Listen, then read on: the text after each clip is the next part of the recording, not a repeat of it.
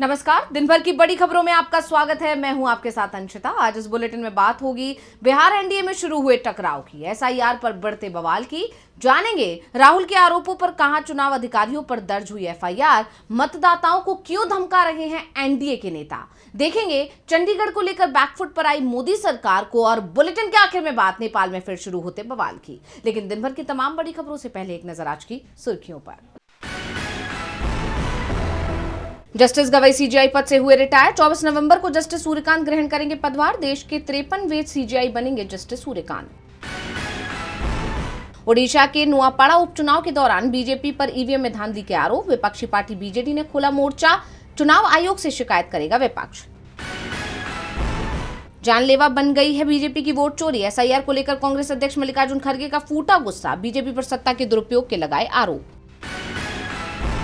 Guwahati test में मजबूत स्थिति में दक्षिण अफ्रीका, पहली पारी में बनाए 489 रन, दूसरे दिन का खेल खत्म होने के समय भारत ने बिना विकेट खोए 9 रन बनाए। ये तो थी सुर्खियां। अब बात आज की सबसे बड़ी खबर की।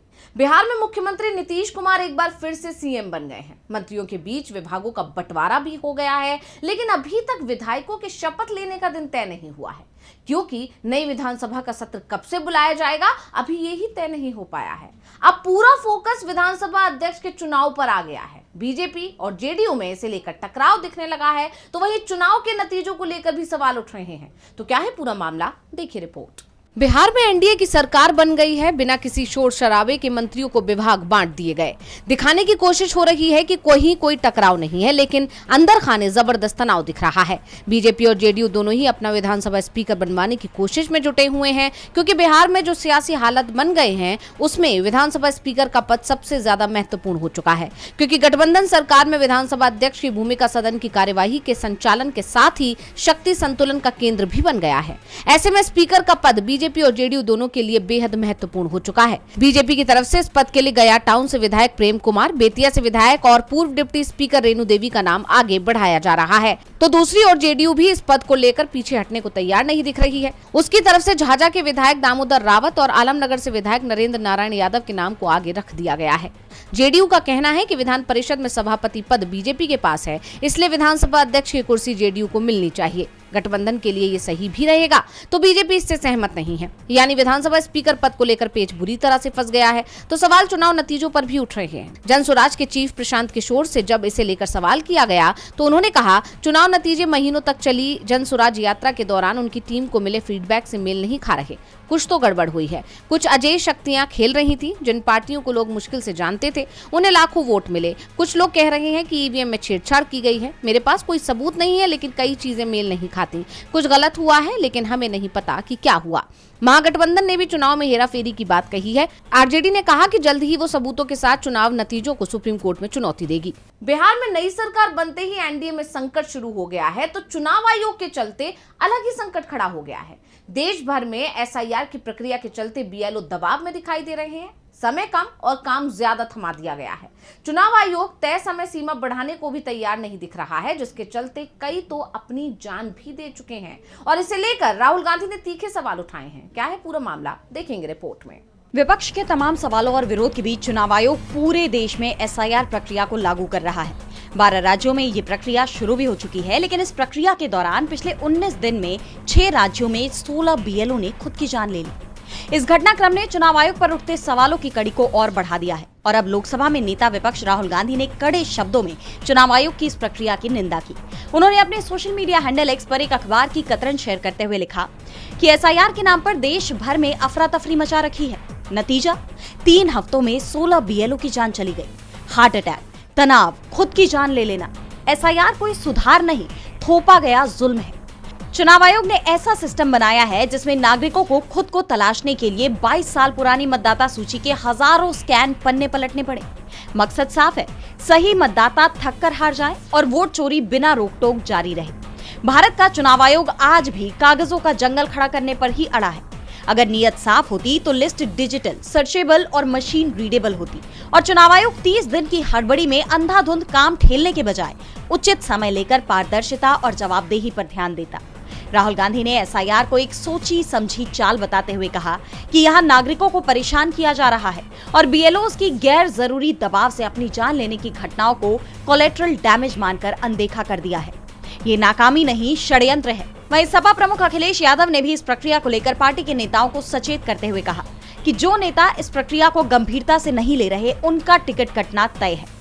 यानी सपा यूपी में पूरी तरह सतर्क हो चुकी है। वो इस प्रक्रिया में कोई ऐसी लापरवाही बरतने के मूड में नहीं है जिससे चुनाव आयोग को कोई मौका मिल सके। इस बीच एसआईआर के खिलाफ एक और याचिका सुप्रीम कोर्ट पहुंच गई। अभिनेता विजय की पार्टी टीवीके ने भी तमिलनाडु में एसआईआर को सुप्रीम कोर्ट में चुनौती दी है। टीवीके ने अपनी याचिका में इस प्रक्रिया को मनमाना और राजनीतिक उद्देश्य से प्रेरित बताया। तमिलनाडु ही नहीं, पश्चिम बंगाल और केरल ने भी इस प्रक्रिया के खिलाफ सुप्रीम कोर्ट में याचिका दाखिल की है। 26 नवंबर को इन पर सुनवाई होनी है। अब देखना ये होगा कि विपक्ष की इसमें जीत होती है या चुनाव आयोग इस प्रक्रिया को ऐसे ही जारी रखता है। बीएलओ की जान संकट में है, विपक्ष सवाल उठा रहा है तो एसआईआर को लेकर सुप्रीम कोर्ट में लगातार याचिकाएं भी दायर हो रही हैं। विपक्ष का कहना है कि एसआईआर के जरिए वोट चोरी की कोशिश हो रही है। वैसे वोट चोरी को लेकर चुनाव अधिकारियों पर कार्रवाई की तैयारी भी चल रही है। राहुल गांधी ने कर्नाटक में वोट चोरी का बड़ा खुलासा किया था, जिसे लेकर अब कांग्रेस की नेता ने शिकायत कर एफआईआर दर्ज करवा ली है। तो क्या है पूरा मामला, देखिए रिपोर्ट। कर्नाटक की महादेवपुरा सीट पर वोट चोरी का मामला तूल पकड़ता जा रहा है। अब इसमें बात कानूनी कार्रवाई तक पहुंच गई है। लोकसभा में नेता विपक्ष राहुल गांधी ने अगस्त में इस बात का खुलासा किया था कि बेंगलुरु के महादेवपुरा विधानसभा क्षेत्र में वोट चोरी हुई है और अब इसे लेकर बेंगलुरु सेंट्रल की कांग्रेस की महिला इकाई की अध्यक्ष वाई विनोदा ने व्हाइटफील्ड पुलिस स्टेशन में शिकायत दर्ज कराई है। शिकायत में कहा गया कि सार्वजनिक रूप से उपलब्ध डेटा के मुताबिक 2024 के लोकसभा चुनावों से पहले महादेवपुरा विधानसभा क्षेत्र की वोटर लिस्ट में बड़ी संख्या में फर्जी वोटरों के नाम जोड़े गए थे। ऐसा क्षेत्र के लोगों के चुनावी फैसले में हेरफेर करने के लिए किया गया था। बड़ी संख्या में फर्जी मतदाताओं का जुड़ना अधिकारियों, एक राजनीतिक दल और निजी व्यक्तियों के बीच साठगांठ के बिना मुमकिन ही नहीं है। यानी उन्होंने इस पूरे घटनाक्रम में चुनाव आयोग और बीजेपी की संलिप्तता के आरोप लगाए, जिसके बाद पुलिस ने भी धोखा और जालसाजी के आरोपों के साथ साथ जनप्रतिनिधित्व अधिनियम की धारा 129 के तहत भी एफआईआर दर्ज की है। अब बात करें राहुल गांधी के खुलासे की, तो उन्होंने पूरे आंकड़ों के साथ बताया कि बीजेपी ने 2024 के लोकसभा चुनावों से पहले बेंगलुरु सेंट्रल सीट पर जीत हासिल करने के लिए महादेवपुरा में गलत तरीके से 1 लाख वोट जोड़े थे। इनमें से 11,965 फर्जी मतदाता थे, 40,009 फर्जी पते वाले मतदाता थे और 10,452 मतदाता निर्वाचन क्षेत्र के अलग अलग पतों पर थे। राहुल के आरोपों के बाद अब कांग्रेस कार्यकर्ता की शिकायत ने पूरे मामले को कानूनी मोड़ दे दिया है। अब देखना यह होगा कि इसमें कोई कार्रवाई होती है या नहीं। लेकिन जिस तरह वोट चोरी के खिलाफ विपक्ष का अभियान लगातार मजबूत होता दिखाई दे रहा है, उससे चुनाव आयोग और बीजेपी की नींद जरूर उड़ी हुई है। चुनाव अधिकारियों पर एफआईआर दर्ज हो रही है, लेकिन एनडीए के नेताओं पर कोई फर्क नहीं पड़ रहा है। महाराष्ट्र में तो डिप्टी सीएम अब वोटरों को ही धमका रहे हैं। खुले मंच से धमकी दी जा रही है कि अगर वोट नहीं दिया तो कोई काम नहीं होगा। शिकायत चुनाव आयोग से की गई है, लेकिन कार्रवाई होगी, इसी पर सवाल बने हुए हैं। देखेंगे रिपोर्ट। महाराष्ट्र के डिप्टी सीएम और एनसीपी अजित गुट के प्रमुख अजित पवार के एक बयान को लेकर विवाद खड़ा हो गया है। पुणे जिले के मालेगांव में नगर पंचायत चुनाव प्रचार के दौरान उन्होंने वोटर्स से कुछ ऐसा कह दिया जिसे लेकर अब बवाल मच गया है। उन्होंने प्रचार के दौरान वोटर से सीधे तौर पर कहा कि अगर वो उनकी पार्टी के उम्मीदवारों को चुनते हैं तो फिर वो भी सुनिश्चित करेंगे कि शहर के विकास के लिए फंड्स की कोई कमी ना हो, लेकिन अगर वोटर्स ने उनके उम्मीदवारों को स्वीकार नहीं किया तो फिर वो भी फंड्स मुहैया नहीं कराएंगे। पवार ने कहा, अगर आप एनसीपी के सभी 18 उम्मीदवारों को चुनते हैं तो मैं सुनिश्चित करूंगा कि धन की कोई कमी ना हो। अगर आप सभी 18 उम्मीदवारों को चुनते हैं तो मैं अपना वादा पूरा करने के लिए प्रतिबद्ध हूं, लेकिन अगर आप मना करोगे तो फिर मैं भी मना कर दूंगा। आपके पास वोट है, मेरे पास विकास कार्य के लिए पैसा है। पवार के इस बयान को सीधे तौर पर वोटर्स के प्रति धमकी के तौर पर देखा जा रहा है। इस बयान की विपक्षी दलों ने आलोचना की है और अजित पवार को आड़े हाथों लिया है। शिवसेना यूपीटी के नेता अंबादास दानवे ने कहा कि ये धनराशि आम लोगों की तरफ से दिए गए टैक्सेस से आती है, न कि अजित पवार के घर से। अगर पवार जैसे नेता वोटरों को धमका रहे हैं तो चुनाव आयोग क्या कर रहा है? विपक्ष का साफ कहना है कि वोटर्स को विकास कार्यों के लिए मिलने वाले संवैधानिक अधिकार से वंचित करने की धमकी देना लोकतंत्र के सिद्धांतों के खिलाफ है। मालेगांव नगर पंचायत चुनाव के लिए वोटिंग 2 दिसंबर को होनी है, जहां अजित पवार की एनसीपी और बीजेपी ने गठबंधन किया है। पवार का ये बयान चुनाव से ठीक पहले एक बड़ा राजनीतिक मुद्दा बन गया है। सवाल उठ रहे हैं कि अजित पवार की तरफ से अब कोई सफाई सामने आएगी या नहीं। तो वहीं सवाल ये भी बना हुआ है कि इस बयान पर चुनाव आयोग क्या कार्रवाई करता है। अजीत पवार खुलेआम वोटरों को ही धमका रहे हैं। उनकी सरकार पर पहले ही वोट चोरी के आरोप लग रहे हैं और इस बीच एक नया संकट पंजाब के सामने भी खड़ा होता दिख रहा है। चंडीगढ़ से उसका नियंत्रण पूरी तरह से समाप्त हो जाता है। क्या है पूरा मामला, देखिए रिपोर्ट। केंद्र सरकार के प्रस्तावित 131वें संविधान संशोधन विधेयक 2025 को लेकर पंजाब में बड़ा राजनीतिक विवाद खड़ा हो गया है। इस विधेयक के तहत केंद्र शासित प्रदेश चंडीगढ़ को संविधान के आर्टिकल 240 के दायरे में लाने की तैयारी है, जो राष्ट्रपति को सीधे कानून बनाने का अधिकार देता है। वर्तमान में चंडीगढ़ का प्रशासन पंजाब के राज्यपाल के हाथ में है। पंजाब के मुख्यमंत्री भगवंत मान और आम आदमी पार्टी के मुखिया अरविंद केजरीवाल ने इस कदम को चंडीगढ़ और पंजाब के अधिकारों पर सीधा हमला बताया है। केजरीवाल ने इसे पंजाब की पहचान और संवैधानिक अधिकारों पर सीधा हमला बताया और कहा कि चंडीगढ़ पंजाब का है और पंजाब का ही रहेगा। जानकारों का मानना है कि आर्टिकल 240 के तहत चंडीगढ़ को लाकर केंद्र सरकार इसका पूरा प्रशासनिक कंट्रोल अपने हाथ में ले लेगी और पंजाब के राज्यपाल की भूमिका को दरकिनार कर दिया जाएगा। विवाद बढ़ने पर केंद्रीय गृह मंत्रालय ने सफाई जारी की। मंत्रालय ने कहा, चंडीगढ़ के लिए कानून बनाने की प्रक्रिया को सरल बनाने का प्रस्ताव अभी केवल विचाराधीन है और इस पर कोई अंतिम निर्णय नहीं लिया गया है। इस प्रस्ताव में चंडीगढ़ की शासन प्रशासन व्यवस्था या पंजाब हरियाणा के साथ परंपरागत संबंधों को बदलने की कोई बात नहीं है। आने वाले संसद के शीतकालीन सत्र में इस आशय का कोई बिल प्रस्तुत करने की केंद्र सरकार की कोई मंशा नहीं है और सभी हितधारकों से विचार विमर्श के बाद ही उचित निर्णय लिया जाएगा। माना जा रहा है कि मामला बढ़ता देख आनन फानन में गृह मंत्रालय की तरफ से ये सफाई सामने आई है। अब ये मामला कहां जाकर थमता है, ये तो देखना होगा। चंडीगढ़ को लेकर सरकार की सफाई भी सामने आ गई। कहा है कि उसका अभी ऐसा कोई इरादा नहीं है, लेकिन मुस्लिम समुदाय से जुड़ी यूनिवर्सिटियों पर जिस तरह से कार्रवाई हो रही है, उसके बाद केंद्र सरकार के इरादों पर जरूर सवाल उठ रहे हैं। मौलाना अरशद मदनी ने इसे लेकर तीखा हमला बोला है, जिसे लेकर देश में सियासत तेज हो गई है। जमीयत उलेमा ए हिंद के प्रमुख मौलाना अरशद मदनी के एक बयान ने देश के मुसलमानों के हालात को लेकर सियासी बवाल खड़ा कर दिया है।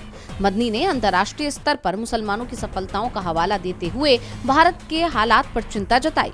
उन्होंने कहा कि न्यूयॉर्क और लंदन जैसे शहरों में मुस्लिम मेयर बन रहे हैं, लेकिन भारत में हालात गंभीर हैं। भारत में कोई यूनिवर्सिटी का वाइस चांसलर भी नहीं बन सकता है और अगर कोई बन भी जाए तो उसे आजम खान की तरह जेल भेज दिया जाएगा। कि मुसलमान अपाहज हो गया, खत्म हो गया, बांझ हो गया। मैं नहीं समझता हूं ये बात। क्या बात है कि आज दुनिया का मुसलमान एक आदमी न्यूयॉर्क का मेयर बन सकता है, ममदानी लंदन के अंदर मेयर बन सकता है, एक खान हिंदुस्तान के अंदर किसी मुस्लिम यूनिवर्सिटी का कोई आदमी वाइस चांसलर नहीं बन सकता और अगर बनेगा तो आजम खान की तरह जेल के अंदर जाएगा, इकबाल की तरह औलाद जेल में डाल दी जाएगी। आज देख लीजिए अल-फलाह का क्या हो रहा है। कांग्रेस नेता उदित राज ने मदनी के बयान का समर्थन किया। उन्होंने आरोप लगाया कि सिर्फ मुस्लिम ही नहीं बल्कि दलितों और ओबीसी को भी अपॉइंटमेंट नहीं दिए जा रहे हैं।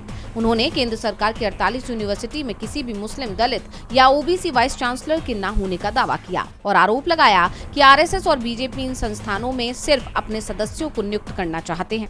को आप देखते हैं और क्या ये जो हाल फिलहाल में जो घटनाएं चल रही हैं, क्या उसको लेकर उनके ये मन की बात है? नहीं, मन की बात नहीं है। इसमें न केवल मुसलमान बल्कि दलित ओबीसी भी नहीं बन पा रहे हैं और जो सत्ता है कहती तो है सबका साथ सबका विकास, लेकिन एक विशेष जाति का ही विकास होता है। 48 सेंट्रल गवर्नमेंट की यूनिवर्सिटीज हैं, उसमें से एक मुसलमान वाइस चांसलर नहीं है, एक दलित वाइस चांसलर नहीं है।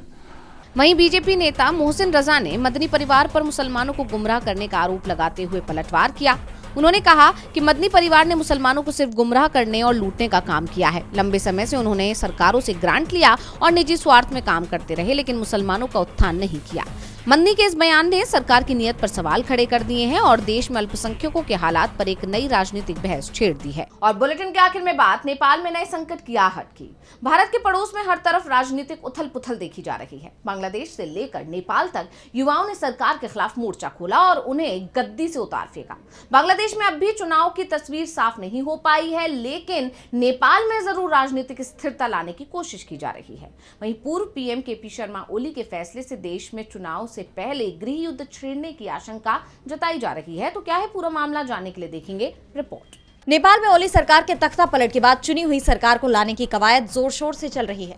पीएम सुशीला कार्की के नेतृत्व में अंतरिम सरकार 5 मार्च 2026 को चुनाव करवाने की तैयारी में है, लेकिन इस बीच पूर्व पीएम केपी शर्मा ओली की बढ़ती सक्रियता एक बार फिर देश को सियासी उथल-पुथल की तरफ ले जाती हुई दिखाई दे रही है। अब ओली ने देश के लोगों, मीडिया और प्रोफेशनल्स को सुरक्षा देने के लिए अपनी पार्टी के तहत एक नई सुरक्षा यूनिट बनाने की घोषणा की है। उन्होंने कहा कि देश में सुरक्षा सुनिश्चित करने में सरकार की नाकामी को देखते हुए नेशनल वॉलंटियर सर्विस बनाई गई। दरअसल हाल ही में एक बार फिर नेपाल में युवाओं का गुस्सा भड़क उठा। सीपीएन यूएमएल की रैली के विरोध में जेनजी दोबारा प्रदर्शन पर उतर आए। इस दौरान दोनों के बीच हिंसक झड़प की भी खबरें आई और इसे लेकर ही अब केपी शर्मा ओली ने अंतरिम सरकार पर निशाना साधा है और आगामी चुनाव के लिए अपनी सुरक्षा यूनिट बनाने की बात कही है। वहीं नेपाल की नेशनल सिक्योरिटी काउंसिल ने सरकार को आम चुनाव के दौरान सिक्योरिटी पुख्ता करने के लिए आर्मी तैनात करने का सुझाव दिया है, जबकि गृह मंत्रालय ने चुनावों के लिए एक इंटीग्रेटेड सिक्योरिटी प्लान को पहले ही मंजूरी दे दी है और इसे लागू करने के लिए सभी 77 जिला एडमिनिस्ट्रेशन ऑफिस में पत्र भेज दिया है। ऐसे में नेपाल में राजनीतिक तनाव बढ़ता दिखाई दे रहा है। ओली की घोषणा को लेकर सवाल तो ये भी उठ रहे हैं कि कहीं ओली देश की सरकार के अलावा अपनी समानांतर सेना बनाने की कोशिश तो नहीं कर रहे, क्योंकि अगर वो ऐसा करते हैं तो फिर ये देश की सत्ता को चुनौती होगी। यानी एक तरफ सरकार सेना को सक्रिय करने पर विचार कर रही है तो दूसरी तरफ विपक्ष अपने खुद के सुरक्षा ढांचे के साथ मैदान में उतर रहा है, जो देश में गृहयुद्ध का रास्ता खोल सकता है, जिससे नेपाल फिर से अस्थिरता के दौर में चला जाएगा। तो आज इस बुलेटिन में इतना ही। आप देखते रहिए डीवी लाइव और मुझे दीजिए इजाजत। नमस्कार।